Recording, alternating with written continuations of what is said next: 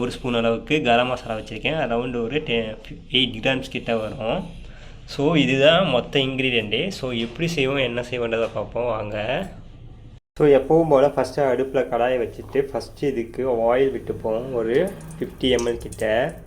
So 50 ml கிட்ட oil விட்டுட்டு first அதை நல்லா ஹீட் ஆக்கிப்போம். ஆக்சுவலாக ஒரு முக்கியமான விஷயம் சொல்ல மறந்துட்டேன். என்னென்னா நம்ம இதில் ஜீரகம் போடணும் ஒரு 1/4 ஸ்பூன் அளவுக்கு. ஸோ அதை நான் சொல்ல மறந்துட்டேன். ஸோ அதை மட்டும் சைடில் ஜீரகம் மட்டும் ஒரு 1/4 ஸ்பூன் அளவுக்கு எடுத்து வச்சுக்கோங்க. ஸோ இப்போ பார்த்தீங்கன்னா ஆயில் வந்துட்டு ஹீட் ஆகிடுச்சு. ஃபஸ்ட்டு நான் சொன்ன மாதிரி ஒரு 1/4 ஸ்பூன் ஜீரகம் மட்டும் ஃபஸ்ட்டு இது கூட ஆட் பண்ணிப்போம். ஸோ ஒன்ஸ் இந்த ஜீரகம் வந்துட்டு நம்மளுக்கு நல்லா பொரிஞ்சதுக்கப்புறம் இது கூட நம்ம ஃபஸ்ட்டு வெட்டி ஸ்லைஸ் பண்ணி வச்சுருக்கோம்ல அந்த ஆனியனை வந்துட்டு ஃபஸ்ட்டு இது கூட ஆட் பண்ணிப்போம். ஸோ ஆனியன் ஆட் பண்ணிட்டு ஆனியன் வந்துட்டு நல்லா லைக் கோல்டன் ப்ரௌன் கலருக்கு நல்லா செவக்க விடணும். ஃபஸ்ட்டு ஸ்டெப்பே அதுதான். ஸோ ஃபஸ்ட்டு இந்த ஆனியனை நல்லா ஃபைனாக சாத்தே பண்ணி எடுத்துப்போம். ஸோ இந்த மாதிரி நல்லா மிக்ஸ் பண்ணி விடணும்.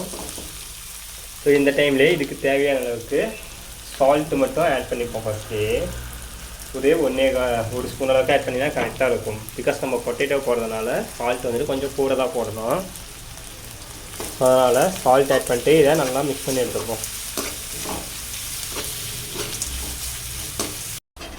ஸோ பார்த்தீங்கன்னா தெரியும் ஆனியன் வந்துட்டு இந்த அளவுக்கு நல்லா ஃபைனாக வந்துட்டு ஃப்ரை ஆகணும். லைக் ஆல்மோஸ்ட் லைக் ஃப்ரை ஆன மாதிரி ரோஸ்ட் ஆக விடணும். ஸோ இந்த டைமில் நம்ம என்ன பண்ண போகிறோம்னா நம்ம எடுத்து வச்சுருக்க பச்சை மிளகாயை வந்துட்டு இது கூட ஆட் பண்ணிப்போம். ஸோ ஃபஸ்ட்டு பச்சை மிளகாயை போட்டுட்டு லைட்டாக ஒரு மிக்ஸ் பண்ணி விட்டுட்டு அடுத்து இது கூடவே நம்ம எடுத்து வச்சுருக்க இஞ்சி பூண்டு பேஸ்ட் இருக்குல்ல அதையும் இது கூடவே ஆட் பண்ணிவிட்டு அதையும் நல்லா பச்சை வாசனை போகிற அளவுக்கு நல்லா இதை அந்த பச்சை மிளகாயும் வெங்காயம் எல்லாம் மிக்ஸ் ஆகிற மாதிரி நல்லா மிக்ஸ் பண்ணி விடணும். ஸோ இது வந்து நார்த் இந்தியாவில் அவ்வளோ ஃபேமஸான டிஷ்ஷு, செம்ம சூப்பராக இருக்கும். அந்த மாதிரி தான் இப்போ நம்மளும் ரெடி பண்ண போகிறோம். ஸோ கண்டிப்பாக ட்ரை பண்ணி பாருங்கள், அவ்வளோ சூப்பராக இருக்கும். ஏன்னா நார்மலாக சிக்கன் கூட வந்துட்டு வெஜிடபிள்ஸ் எப்படி சொல்கிறது வில்லேஜ் சைடெலாம் வெஜிடபிள்ஸ் ஆட் பண்ணுவாங்க. எத்தனை பேர் வந்துட்டு அது தெரியும் தெரியல. ஸோ இந்த மாதிரி சாப்பிடும்போது அவ்வளோ சூப்பராக ஹெல்த்தியாகவும் இருக்கும், அவ்வளோ டேஸ்டியாகவும் இருக்கும் வச்சுக்கோங்க. ஸோ இதை நல்லா இஞ்சி பூண்டோட பச்சை வாசனை போகணும். ஸோ அந்தளவுக்கு இதை நல்லா மிக்ஸ் பண்ணி விட்டுப்போம். இப்போ பார்த்தீங்கன்னா இஞ்சி பூண்டோட பச்சை வாசனை வந்துட்டு போயிடுச்சு. ஸோ இந்த டைமில் நம்ம எடுத்து வச்சுருக்க மஞ்சத்தூளை ஃபஸ்ட்டு இது கூட ஆட் பண்ணிப்போம். ஆட் பண்ணிட்டு இதை லைட்டாக மிக்ஸ் பண்ணி விட்டுப்போம்.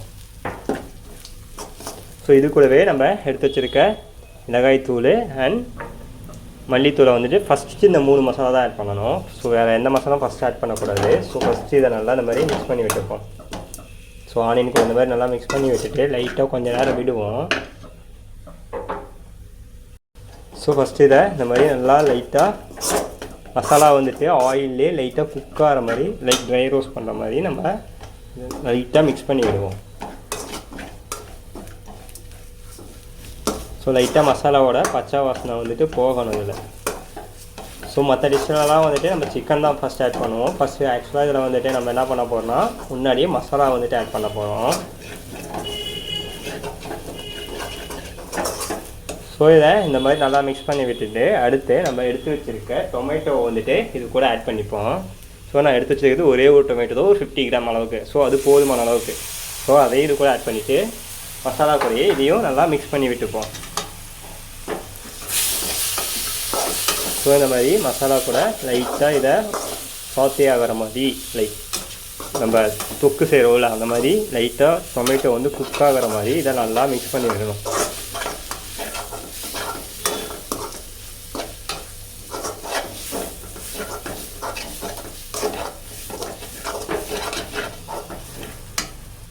ஸோ இப்போ பார்த்தா தெரியும் தக்காளி வந்துட்டு நமக்கு எந்த அளவுக்கு இது குக் ஆகிருக்குன்னு. ஸோ இந்த டைமில் என்ன பண்ண போகிறோம்னா நம்ம எடுத்து வச்சுருக்க வாஷ் பண்ணி வச்சுருக்க சிக்கனை வந்துட்டு இது கூட ஃபஸ்ட் ஆட் பண்ண போகிறோம்.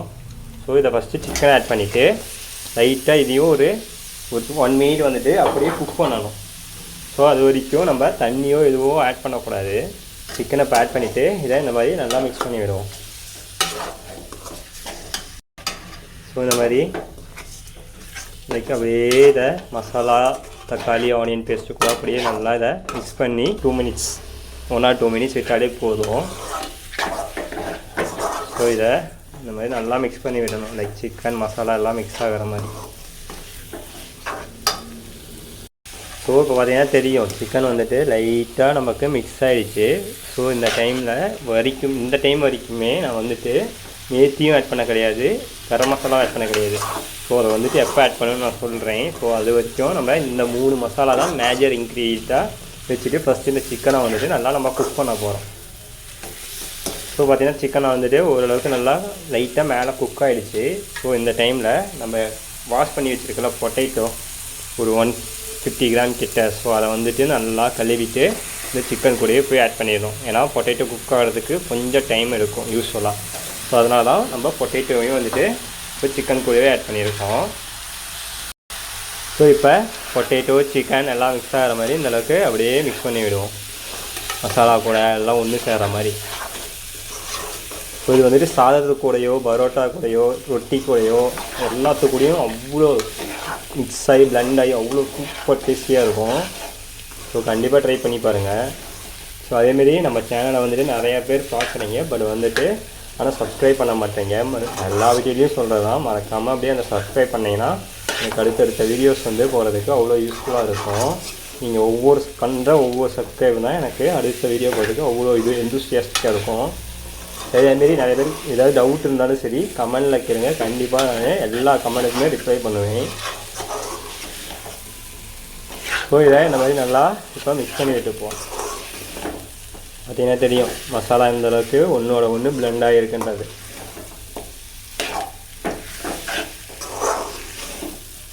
ஸோ இந்த மாதிரி மிக்ஸ் பண்ணி விடணும். நான் இந்த ஸ்டேஜ் வரைக்குமே வாட்டர் ஆட் பண்ணாததுக்கு காரணம், நான் எப்பயும் சொல்கிற மாதிரி சிக்கன் வந்து நமக்கு ட்ரையாக குக் பண்ண சிக்கன் வந்து வாட்டர் வந்துட்டு வாட்டர் வந்துட்டு வெளியே வரும்.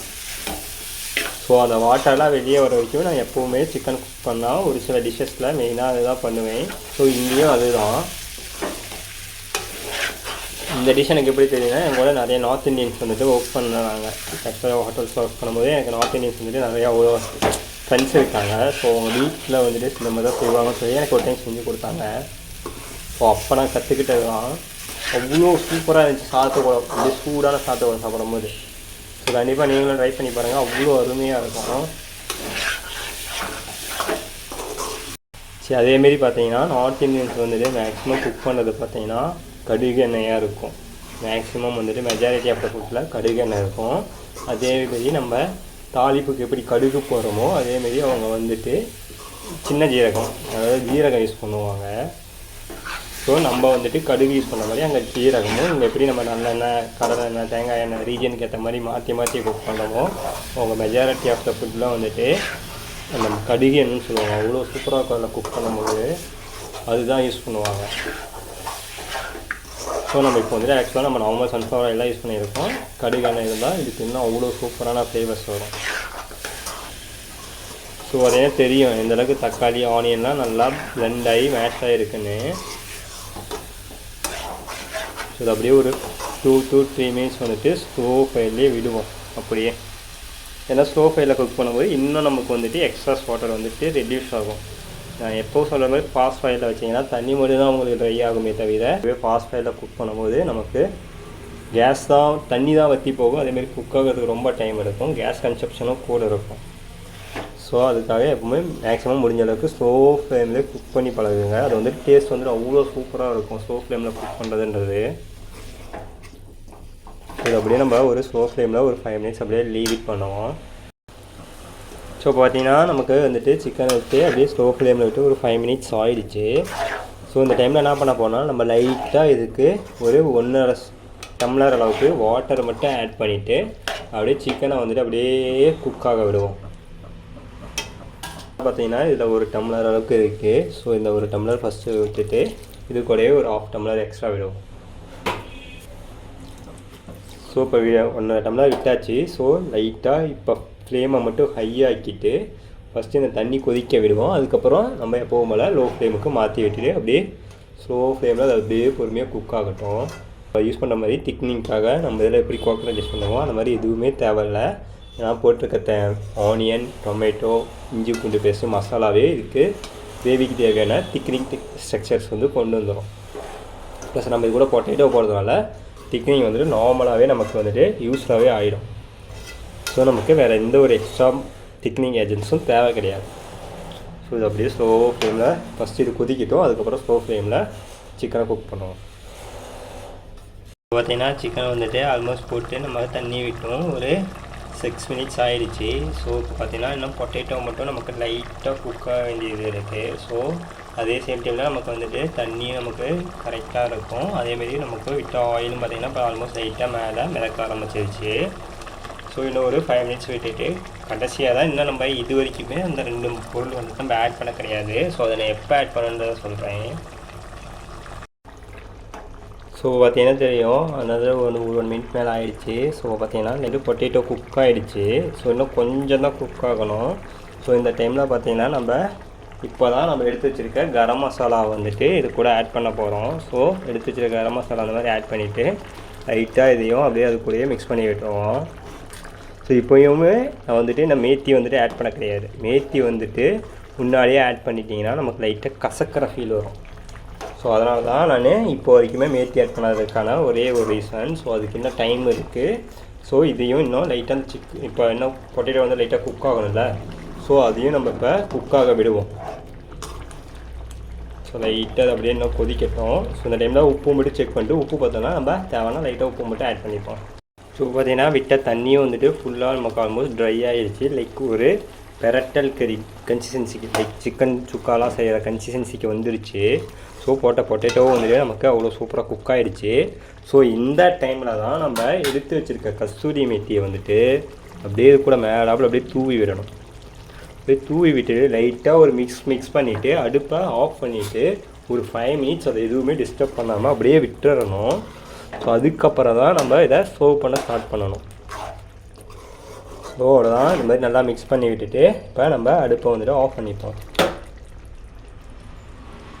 அவ்வளோதான் மக்கள், இப்போ பார்த்தீங்கன்னா சூப்பரான நம்மளோட ஆலு மேத்தி சிக்கன் வந்துட்டு ரெடி ஆகிடுச்சு. ஸோ கண்டிப்பாக ட்ரை பண்ணி பாருங்கள். சாத்து கூட அவ்வளோ அருமையாக இருக்கும். சாதம் மட்டும் இல்லாமல் பரோட்டா, சப்பாத்தி, தோசை எது கூடயும் செம்மையாக ஒத்து போகிற கிரேவியாக இருக்கும். ஸோ கண்டிப்பாக ட்ரை பண்ணி பார்த்துட்டு எப்படி இருக்குன்னு கமெண்ட் பண்ணுங்கள். அதுவே புதுசாக சேனலுக்கு ஏதாவது வந்தால் மறக்காமல் சப்ஸ்கிரைப் பண்ணுங்கள். தேங்க்யூ ஸோ மச் ஃபார் வாட்சிங் மை வீடியோஸ்.